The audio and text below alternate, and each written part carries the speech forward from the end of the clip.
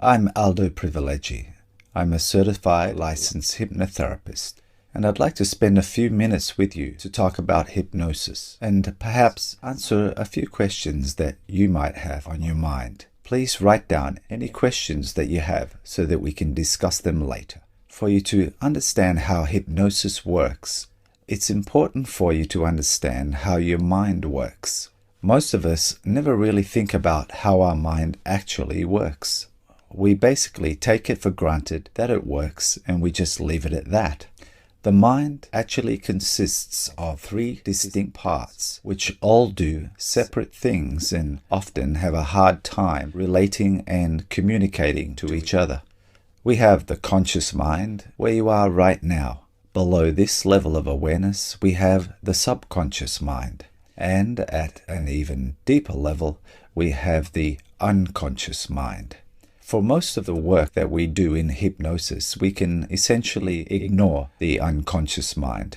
The unconscious mind controls all of the automatic processes within us, like our immune system, our heartbeat, growing our hair, and taking care of our health and well-being. All of those things that happen automatically to keep us alive and well. The conscious mind, where you're at right now, is where we spend most of our time. And I want you to understand that the conscious mind basically does four things, and only four things. The first thing that it does is it analyzes. It's that part of us that looks at a problem, analyzes it, and figures out a way to solve that problem. The second function of the conscious mind is the part that gets us into trouble sometimes. We call this the rational mind. This part of the mind gives us the reasons or excuses for the way we behave in any particular situation. Our conscious mind must have a reason for doing the things that we do. The next part of our conscious mind is what we call willpower. We're all familiar with willpower, aren't we? It works like this. I'm done with cigarettes and nothing on this earth will ever get me smoking again. Well, we all know how long that lasts, don't we? You know, if you go on a strict diet, how long does that last? Just until the willpower weakens. Then the old habit pattern returns right back again.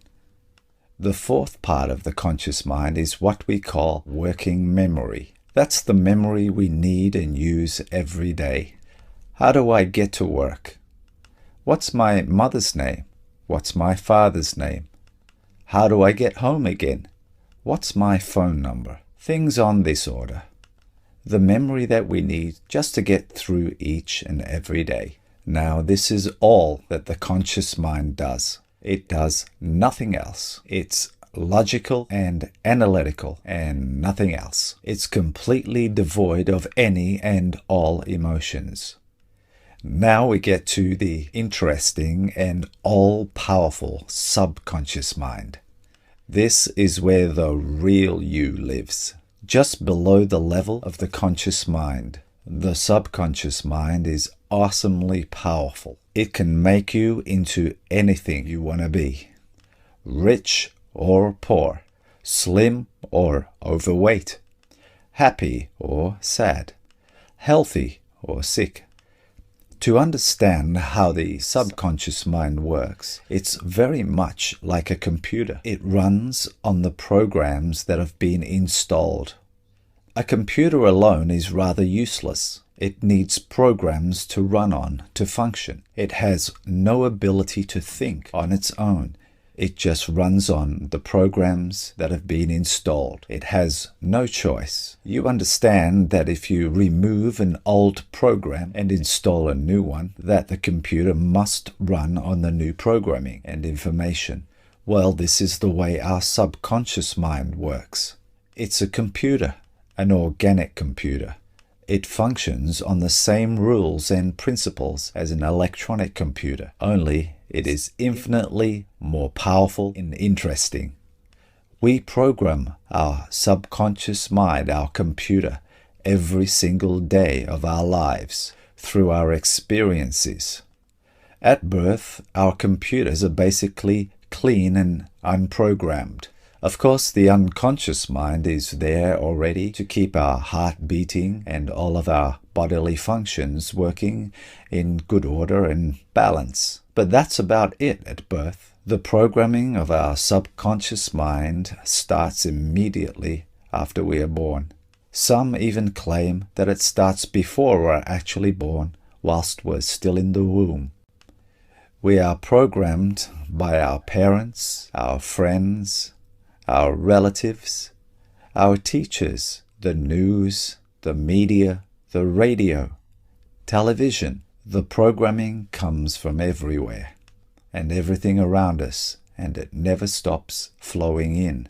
Now, the primary rule of our internal computer is this: it must make us into the type of person that it perceives us to be, based on the sum total of all of our programming. For example, if that computer of ours, based on its programming, tells us that we're fat, we're fat.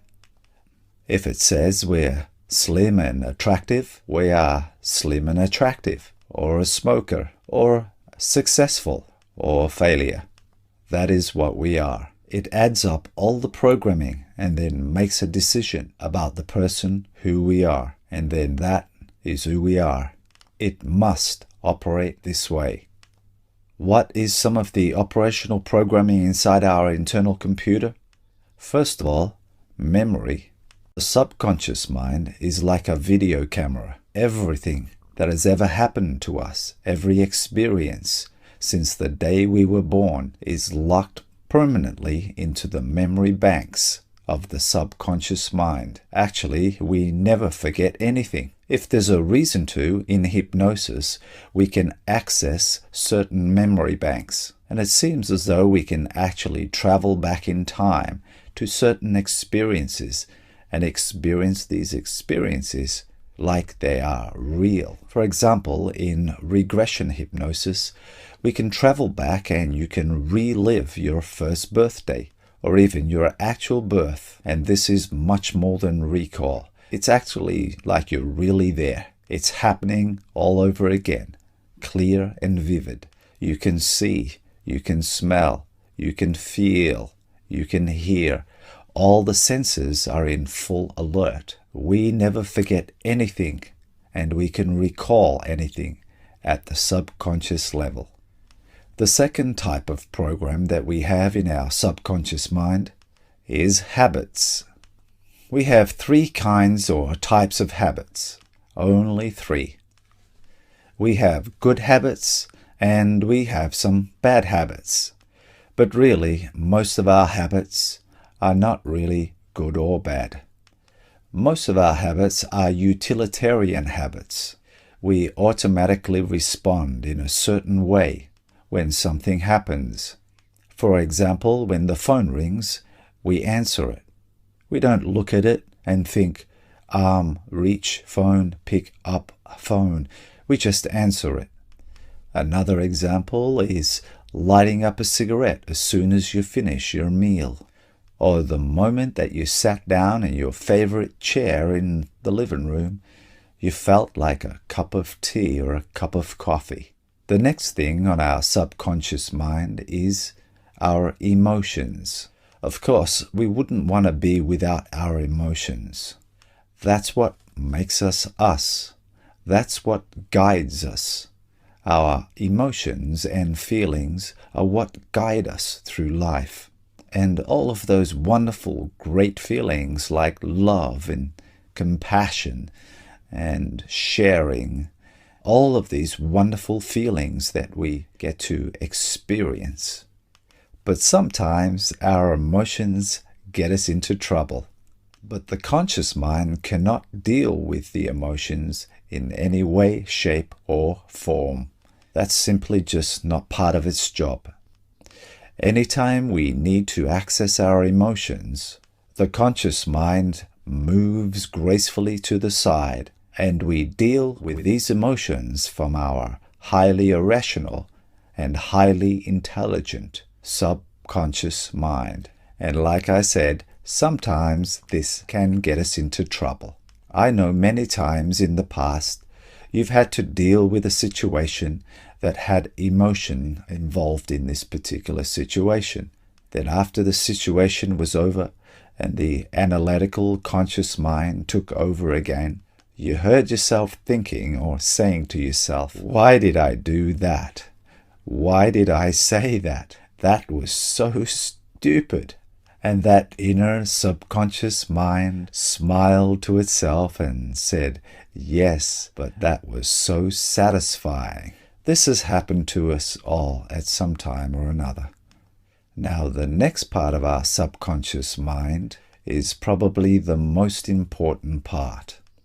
It protects us. It must protect us against danger.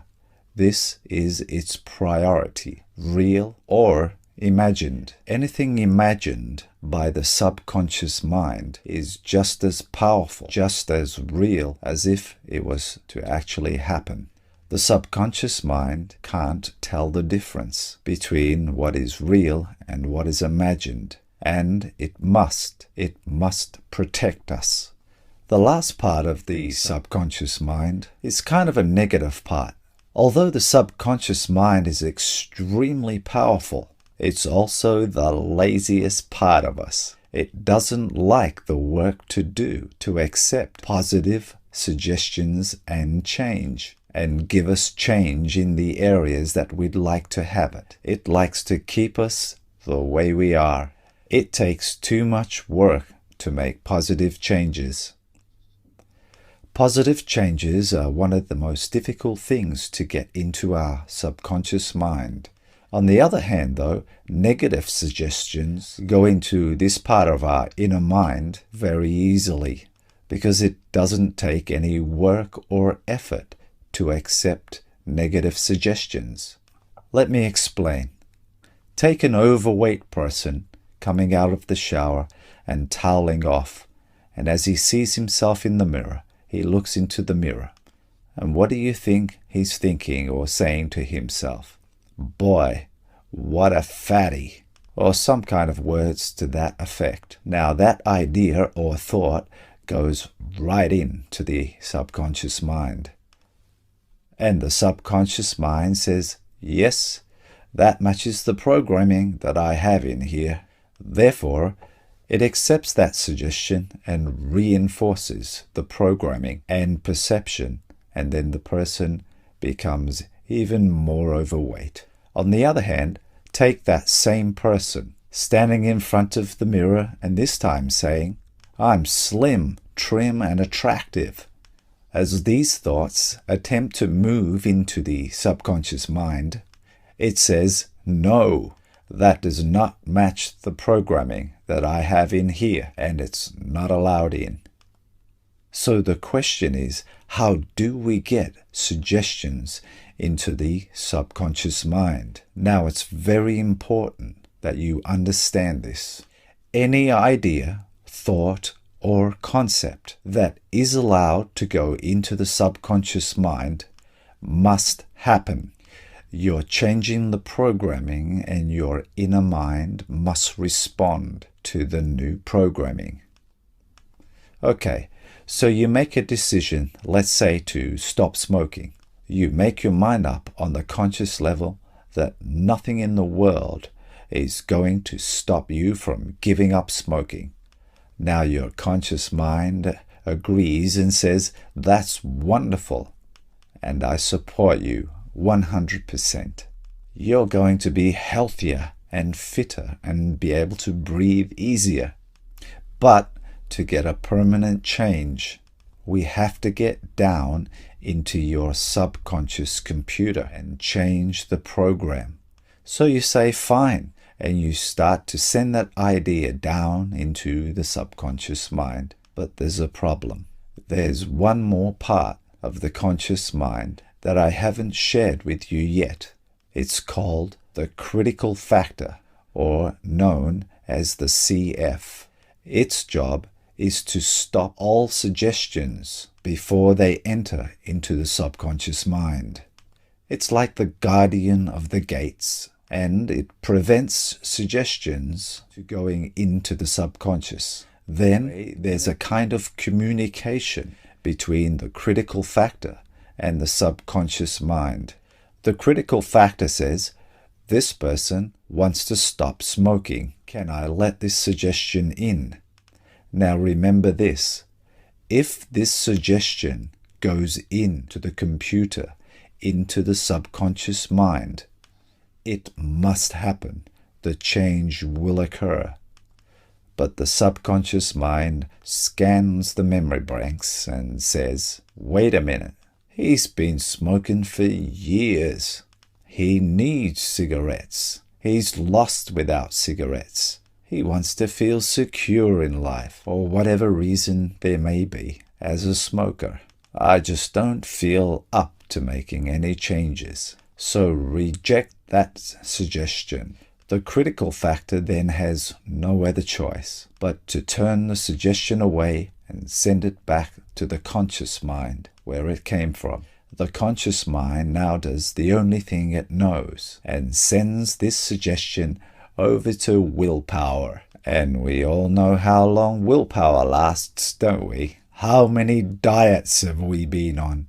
How many times have we tried to quit smoking? Well then, how do we get the suggestions into the computer, into the subconscious part of the mind, that all-powerful subconscious mind? Hypnosis. The suggestions bypass the critical factor and enter into the subconscious mind. Hypnosis is not what you expect it to be.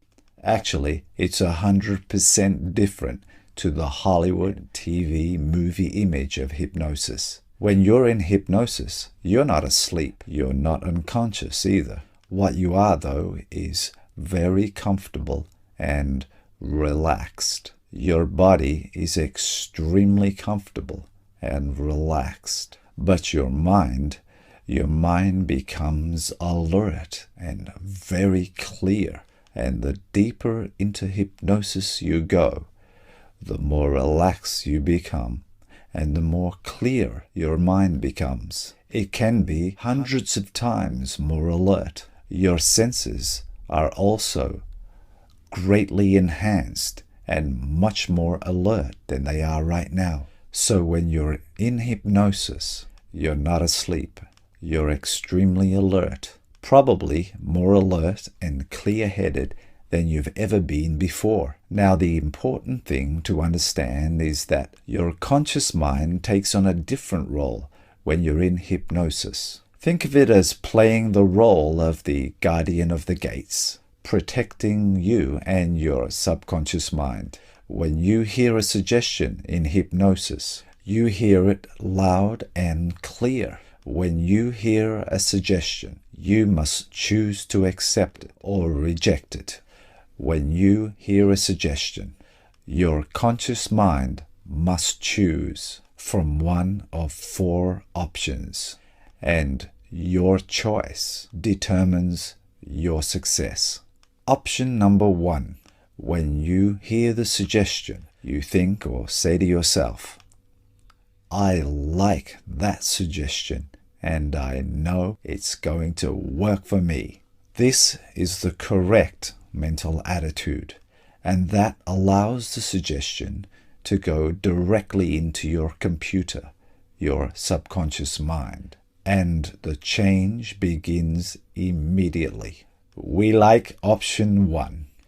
By taking this attitude, you assure your own success.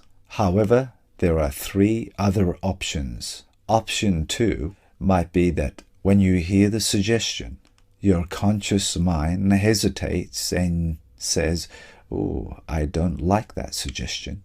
It makes me feel uncomfortable. Well, guess what? Your subconscious mind immediately rejects that suggestion because nothing is allowed into your subconscious mind that makes you in the least bit uncomfortable. This is our own protection system, our own way of protecting ourselves. There is no way that any suggestion that goes against your personal moral character is allowed to enter into your subconscious mind. Option 3 might be that when you hear the suggestion, you say to yourself, I don't really care if I get it or not. It's simply not important to me. Well, this suggestion is also rejected. Apathy blocks the suggestion from getting into the subconscious mind. Option 4 is the worst one of all. This one will make us or break us. With option 4, when you hear the suggestion and you say to yourself, I like that suggestion, I hope it works for me, it is rejected. The word hope is the twin sister of the word try, and try means automatic failure. In life, we either do or do not. When we say try, we almost always know we're going to fail before we even start. Oh, I'll try to make the effort. Oh, I'll try to call you. Oh, I'll try to be there. Try means failure. Think about it for a little while, and I think you'll agree. You can hope all you want, but it will be in vain. If you say hope or wish or try, that suggestion is blocked and does not enter into the subconscious. If you were to eliminate the words try and hope and wish from your vocabulary, within a month you would see an amazing difference in your life. The only time a suggestion is allowed to go into your subconscious mind is if you choose the mental attitude, I like that suggestion and I know it's going to work for me. That's all there is to it. Now, you should understand that all hypnosis is self-hypnosis. I'm simply a guide.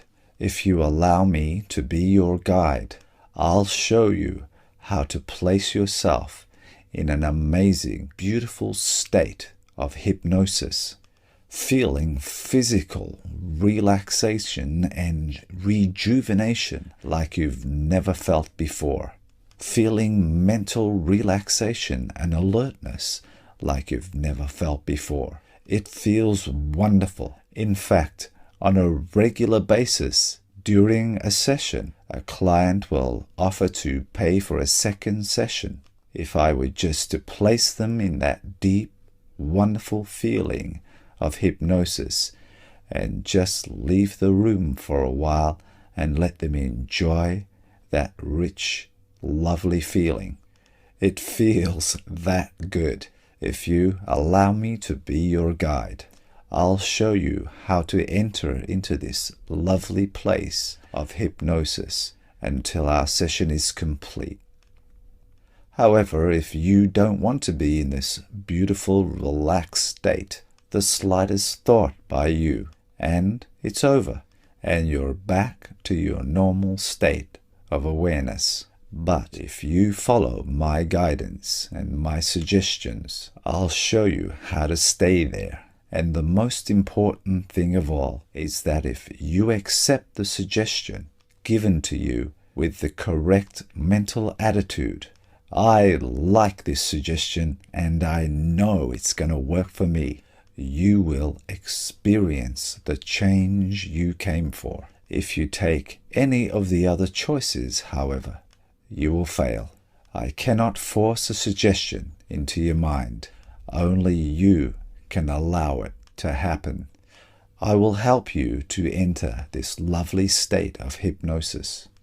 And the only thing that can prevent you from going into this wonderful state is fear. Fear of hypnosis or fear of me.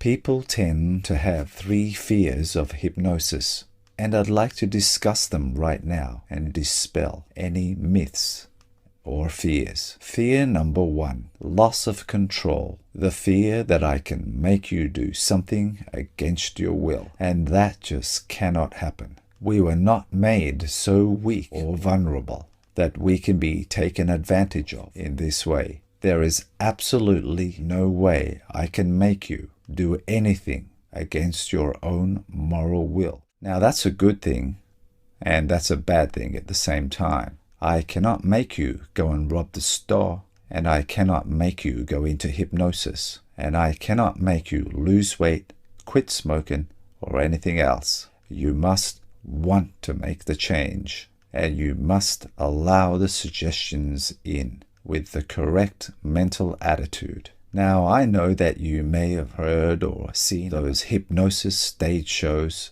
where people are doing humorous and embarrassing and even silly things. And yes, that is hypnosis, and they are not faking that. But understand this, they are not doing anything immoral or against their will. Yes, they're doing funny, silly, and embarrassing things, but they're not doing anything against their personal moral character. And I can assure you, if they were given a suggestion that made them in the least bit uncomfortable, they would reject it and probably just walk off the stage. Those individuals all volunteered to be up on that stage. They know what they're in for, and they know what's going to be expected of them, and they want to do it. They want to be the star of the show. Fear number 2. Many people confuse hypnosis with a truth serum or something like that, and they're afraid they might reveal some deep, dark, hidden secrets that they have, or some family secrets that they would like to keep hidden, or tell me their bank account PIN number or something of that order. Well, that just cannot happen either. Actually, in hypnosis, a person could actually be a better liar than they are in the awaking normal state. This is actually how people beat lie detectors. They use self-hypnosis. Fear number 3, and this one is really amusing.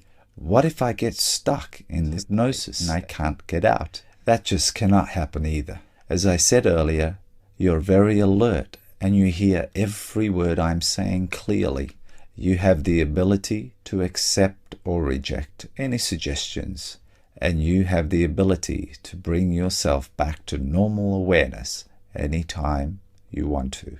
If in the middle of our session you heard in the background someone yell fire, you would probably be up and out of that door before even I was. There is absolutely no way you can get stuck in hypnosis. That only happens in the movies. The fact of the matter is that you've already been in hypnosis thousands of times in your life. Every time you fall asleep, you pass through the hypnotic stages. And then when you wake up, you pass through it again as you wake up in the morning. It's that soft feeling, cozy, daydreaming kind of place. You're not awake, but you're not asleep either. Your eyes may be closed, but you're aware of your environment and surroundings in a kind of distant and cozy way. If you've ever cried or laughed when you've been watching a movie or reading a book, you were in hypnosis. That's right, those characters in those stories, they don't mean anything in your life, yet you reacted to the story in such a way that your conscious mind was distracted and your subconscious mind was drawn into the story, and you created an emotional reaction with your imagination. So you see, hypnosis is up to you. I have had a great deal of training and experience through the years. I know exactly what to do and how to deliver suggestions correctly to my clients. And if they accept those suggestions, they will have wonderful changes. They will have wonderful and even miraculous changes. And if they reject them, there will be no change at all. If you accept the suggestions with the correct mental attitude, I like that suggestion and I know it's going to work for me, you will enjoy success. It's up to you. Remember, hypnosis is a wonderful and rapid way to make changes in your life, and it's available for you now. Hypnosis. Change your mind and change your life.